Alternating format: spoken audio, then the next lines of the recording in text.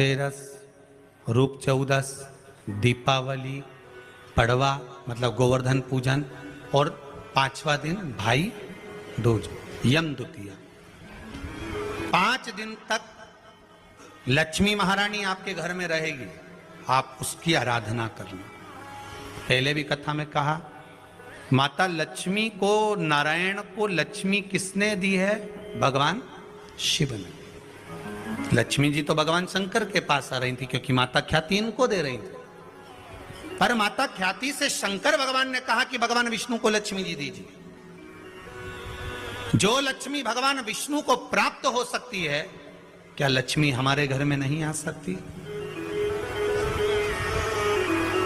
5 दिवस तक आप माता लक्ष्मी की आराधना करिए, उसको अपने घर में बुलाने का प्रयास करो। श्री शिवाय नमस्तुभ्यम।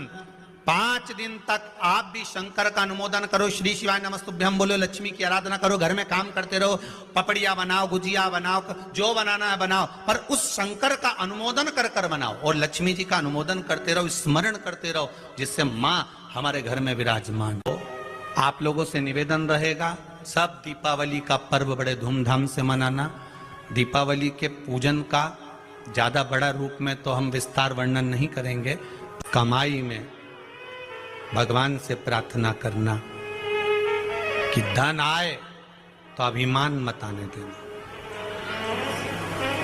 अहंकार ना आए, बस इतना ध्यान रखना।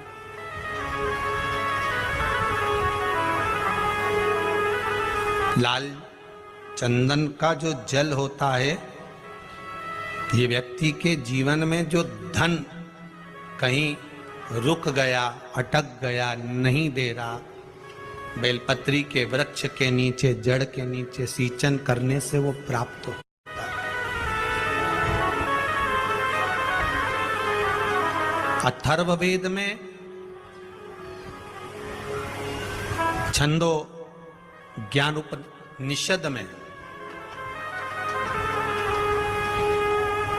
दोनों में, अथर्ववेद में भी वर्णन है और महाराज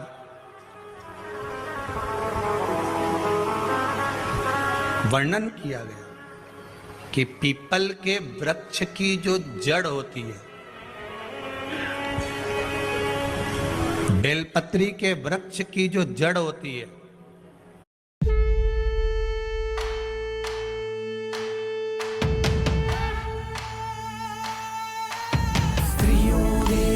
स्त्रियो प्राण स्त्रियो एव विभूषणम्।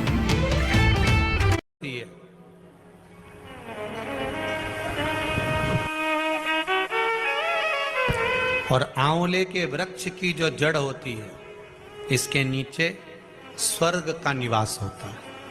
किसका निवास है? स्वर्ग का निवास।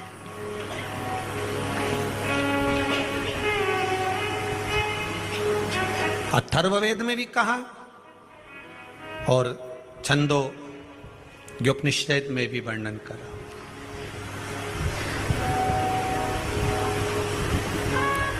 एक पीपल, एक बेलपत्र, एक आंवला, इनके जो जड़ है, वो जड़ के नीचे स्वर्ग का निवास। ये जहां लगे,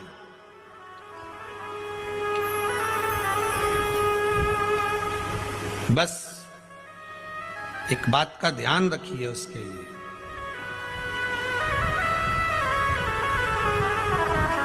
कि जहां पर ये वृक्ष होता है और उस वृक्ष के नीचे बैठकर हम जब किस जल का सिंचन कर रहे हैं, जैसे अभी आपको कहा था कि जल में अगर लाल चंदन मिला हो और आप बेलपत्री के जड़ में सिंचन कर रहे हैं तो लक्ष्मी की आवक बढ़ेगी। कहीं पैसा अपना अटक गया, नहीं आ रहा, आएगा।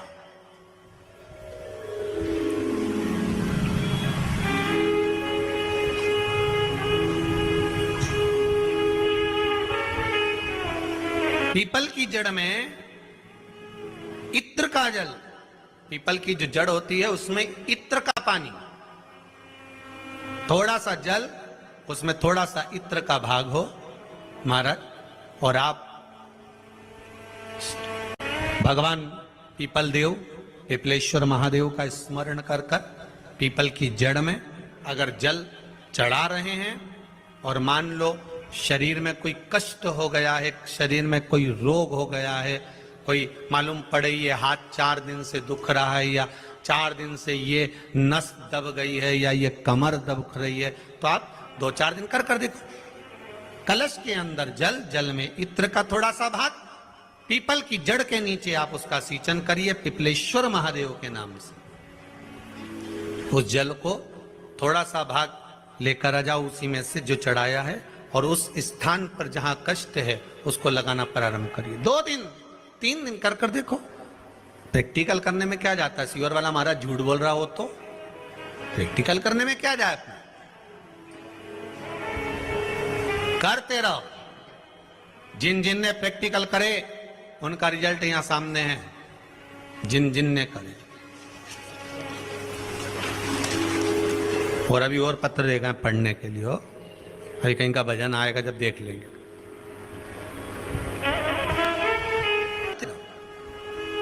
तीसरा, महाराज आंवले के वृक्ष की जड़। आंवले के वृक्ष की जो जड़ होती है, इसके नीचे शिव महापुराण की कथा कहती है, विष्णु पुराण कहती है, स्कंद पुराण कहती है महाराज कि भगवान नारायण स्वयं इस जड़ के नीचे अपना विश्राम करते हैं महाराज, इस जड़ के नीचे। प्रयास करा करो, 1 चुटकी हल्दी, कितनी? मात्र 1 चुटकी हल्दी, आंवले के वृक्ष के नीचे भगवान हरि हर महादेव, कौन से महादेव हैं? हरि हर महादेव के नाम से रखकर उस पर पूर्व मुख कर कर, पूर्व की ओर मुख कर कर जल समर्पित करना प्रारंभ कर दीजिए। आप अगर प्रयास करेंगे, शुक्रवार की शुक्रवार करें, या नवमी की नवमी करें, अष्टमी की अष्टमी करें, प्रदोष की प्रदोष कर लें, सोमवार की सोमवार कर लें, तो आंवले की जड़ के नीचे अगर हमने हल्दी रखकर जल का भाग समर्पित करा है पूर्वभिमुख होकर, तो अगर व्यापार नहीं चल रहा है, 1 हफ्ता हो गया, बैठे हुए हो, कोई ग्राहकी नहीं है, तो 1 बार करो, दूसरी बार जाओगे तो आप अपने आप दौड़ कर जाओगे कि मेरा 1 हफ्ते से व्यापार अच्छा चल रहा है। आप दूसरी बार करोगे तो आपको ये ज्ञान उपदेश ये प्राप्त हो जाएगा, अपने आप रिजल्ट सामने आएगा कि हाँ, हमने आंवले के वृक्ष के नीचे हल्दी को समर्पित करा था, और उसको चढ़ाने के बाद हमने जो जल चढ़ाया है उसका फल हमको प्राप्त हुआ, उसका फल हमें मिला है। अगर कहीं अशांति का अनुभव होता है, मन को शांति नहीं रहती, बार बार ऐसा लगता है कि रोना आ रहा है, कुछ घर में अच्छा नहीं लग रहा, कहीं आंख फटक रही है, कहीं कोई पड़क रहा है, तो कभी ऐसा लगे, एक सफेद फूल पुष्प कुंदकेश्वर महादेव के नाम से अपने घर में से लेकर घुमाकर शिव जी को समर्पित कर कर आ जाओ। वापिस आओगे ना तो रुआसा सा मन होगा, ना मन में अशांति होगी। इतना पावर बाबा दे देंगे कुंदकेश्वर महादेव कि आपको खुद अनुभव हो जाएगा। केवल 1 पुष्प श्वेत कुंदकेश्वर महादेव। कुंदकेश्वर महादेव कोई साधारण नहीं है। जिस समय माता पार्वती ने विदल और उत्पल का संहार करा था, तो कुंदुक भगवान के चरणों में जाकर लगा, उस कुंदुक के लगने से भगवान शंकर का नाम कुंदकेश्वर हो गया। भगवान शिव ओघड़दानी, त्रिकालदर्शी, कैलाशी, अविनाशी भगवान शिव के अन्य अवतारों का वर्णन है। फिर आगे जो चरित्र कहा गया है, भगवान के 12 ज्योतिर्लिंग का स्मरण कराया गया। महाराज एक बात ध्यान रखिएगा, शिव महापुराण कार्तिक महत्तम कथा तो आज विराम हो जाएगी, पर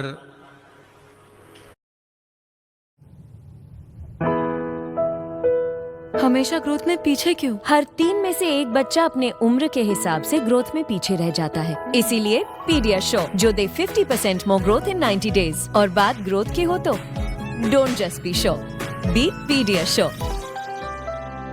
कैलेंडर में तारीख बदल गई, तेरा डब्बा पैक नहीं हुआ अभी तक। 10 रसमलाई लगा। जलेबी। हाँ जी। सेवा भी। पर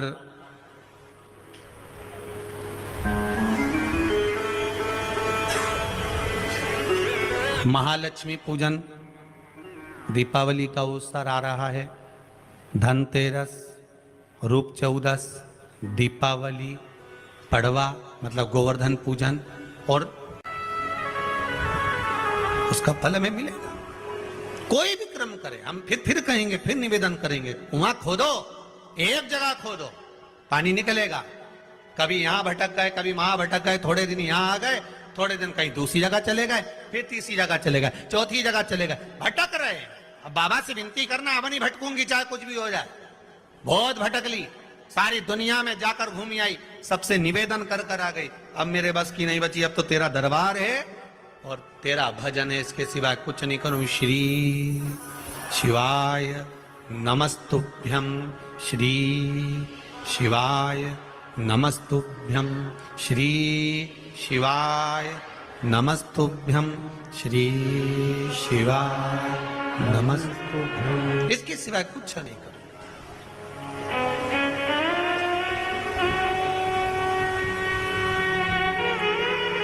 हमारा भजन मूल हो जाए।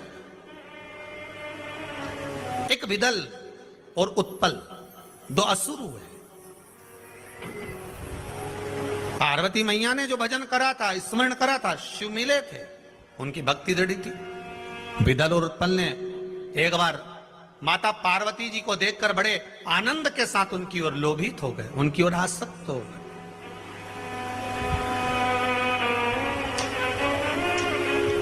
जो जो राक्षस, जो जो असुर भगवान की ओर लोभित हुआ, भगवान ने उसका कल्याण कर दिया। दुनिया के लोग संसार को देखकर लोभित होते हैं, ये कितनी सुंदर है, वो कितना सुंदर है, वो ऐसा है, वो वैसा है। हम काया देख रहे हैं, केवल शरीर देखा।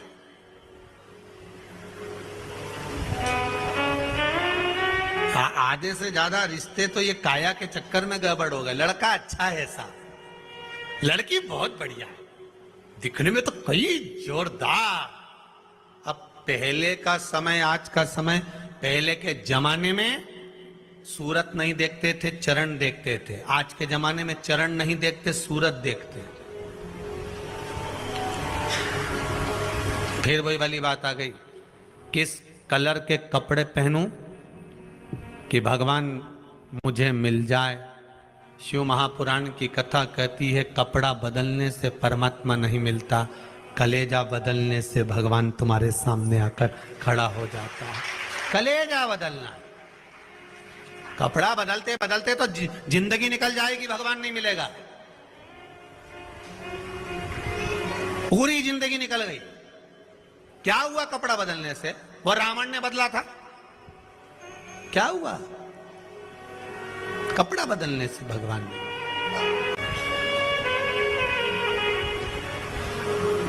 भोले जी को नाम बड़ा प्यारो लागे। आप जिस स्थान पर, जिस जगह पर, जिस भूमि पर, जिस क्षेत्र में जहां निवास करो, भगवान की अविरल भक्ति में डूबे रहो। महाराज उन कथा कहते हैं और आप कथा कहते हो। कई महाराज कथा के और इतना आराम से ऐसा ऐसा बोले, उन्हें भगत लोग उनकी आंख में से आंसू झड़ता फिरे, सब रोए बेचारा उन बैठ बैठ के। और तुम्हारी कथा में बापड़ा एक नहीं रोए दिन भर, बट हे करे।